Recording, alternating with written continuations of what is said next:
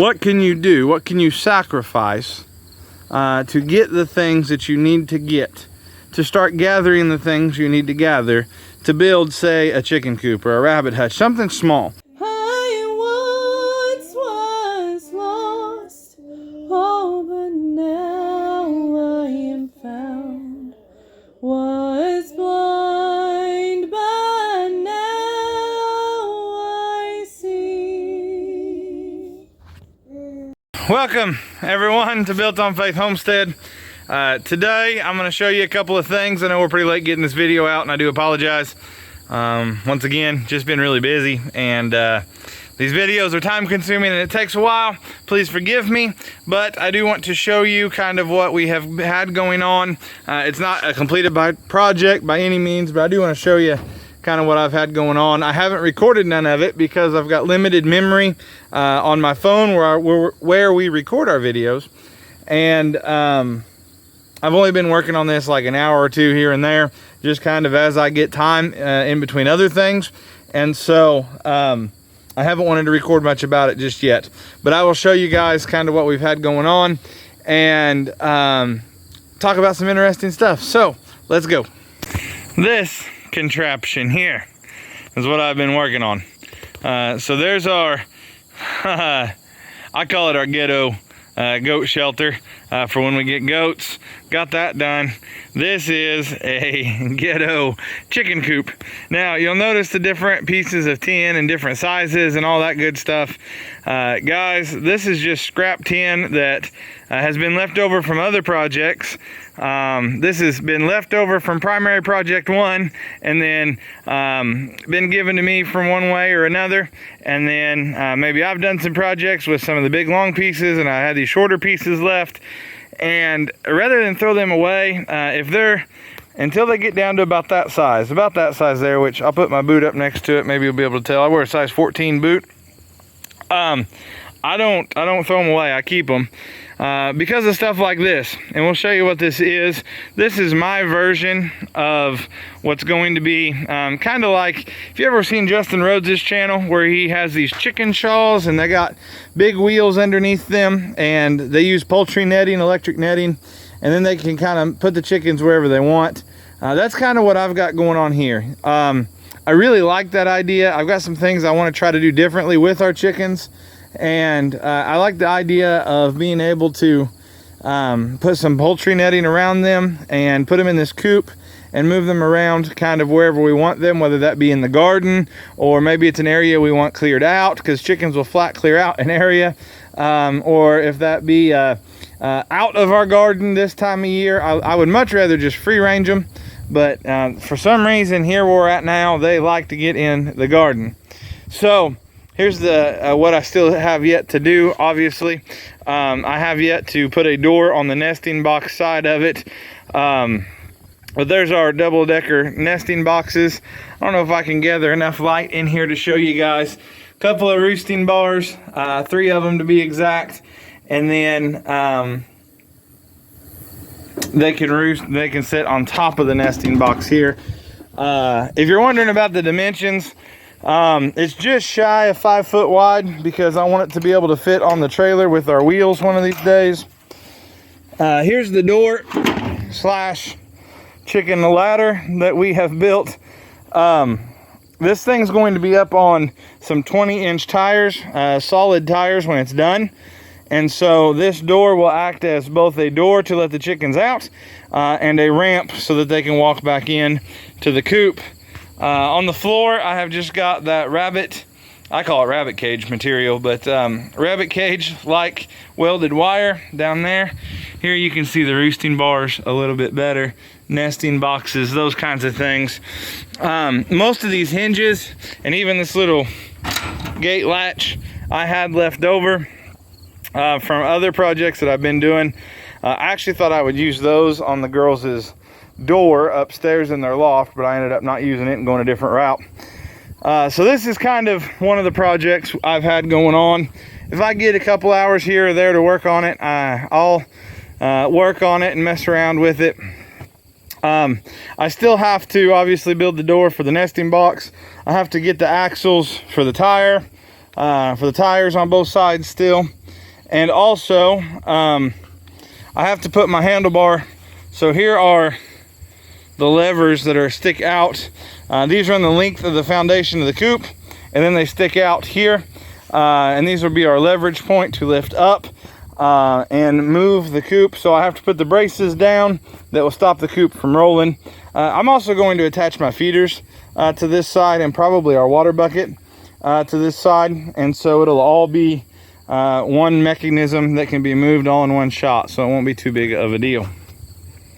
And we'll show you guys the finished product whenever it gets done. It's nowhere near done. Well, I mean, it's near done, but I've still got several things I need to do to that as well. Just got done feeding the animals and watering them. I had almost forgot. True story. I was been really busy today. Got everything mowed, weed-eated, been working on this coop. And here I go in, and Luella goes, "Hey, have you fed the animals and watered them?" And I was like, no, I haven't. So I had to do that real quick. I do want to show you guys something though, very, very quickly. See these eggs here? That's off today's checking animals. That's what they laid today. Our chickens are laying pretty good right now. The barred rocks are laying. And so we're getting some pretty good amount of eggs finally. This is why I am willing to invest the time, the energy, the labor, what little bit of money. So not a little bit, because lumber's still high. So it was more than what I would like to spend on this chicken coop. But this is why I'm willing to invest in these types of things like chickens or rabbits or goats or cows or whatever it is, kind of animals, gardening, whatever it is you can invest your money in. And this is why right here. Because these eggs help start and help show some self-sufficiency where we are not as dependent on the grocery store. Do we really save much money with these eggs? Probably not, if I'm just being 100. I don't know what the price of eggs is right now. I haven't bought eggs in a long time. But I'm guessing if I sit down and put pencil to paper, I'm probably in a year's time maybe not saving much of any money, especially when you count labor and time and all that good stuff. However, I know where these eggs come from. I know what these chickens were fed. I know that I'm getting ready to change their feed, which means they're not going to lay as much because I know what they're being fed, and I want to feed them better food so that we are in turn taking better food in. I can also take these eggs, since we keep roosters around, these will be fertilized. And so if I wanted to incubate these eggs, buy an incubator, which is in the plan for my wife and I, then we can raise our own baby chicks, to raise our own laying hens, or to raise our own meat birds with just a little bit of investment. I am no financial advisor. In fact, I'm far from it, and I probably should be in touch with a financial advisor. But right now, as crazy as the world is, investing in things like food or self-sufficiency for food in your own home, I think is probably a pretty wise thing. And you may be thinking, now Justin, I don't have any money to speak of. I understand that. My wife and I are not.